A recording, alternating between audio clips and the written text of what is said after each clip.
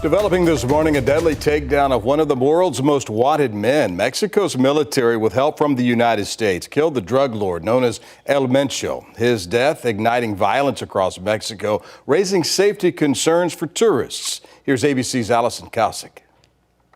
This morning, parts of Mexico are reeling after military forces launched a daring operation to capture the country's most powerful drug lord, known as El Mencho, and ended up killing him. Cartel members unleashed violence in response in at least 20 Mexican states. ABC's Matt Rivers has covered the country for years. What we've seen across the country in Mexico since this happened is an explosion of violence. Members of this cartel coming out, throwing up roadblocks, engaging in firefights with security forces as a way to send a message to the authorities, hey, you might have gotten our leader, but we're not going to go down quietly. The 59-year-old El Mencho was also wanted by the U.S., a Pentagon official telling ABC News that NORTHCOM, a newly established U.S. task force, provided information for the raid. White House Press Secretary Caroline Leavitt on X saying El Mencho was a top target for the Mexican and United States government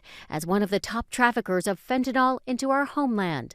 After the takedown, explosions erupted across Puerto Vallarta, a popular destination for Americans. Even a Costco store on fire. It didn't burn down, but there's definitely buildings where vehicles around it on fire.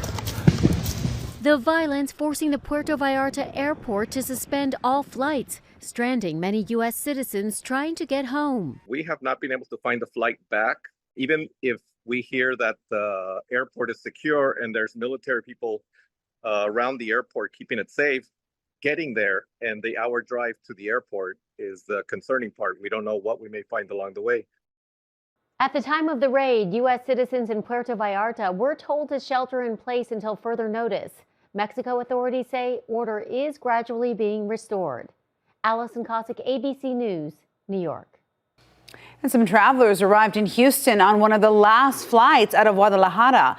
One woman says she experienced chaos before boarding her flight.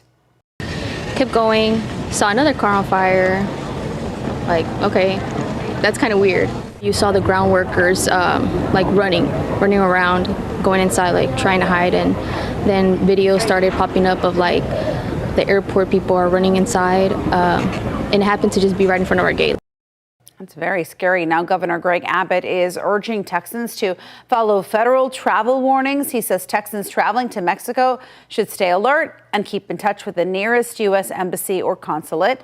Abbott says Texas DPS is working with federal agencies to monitor the situation.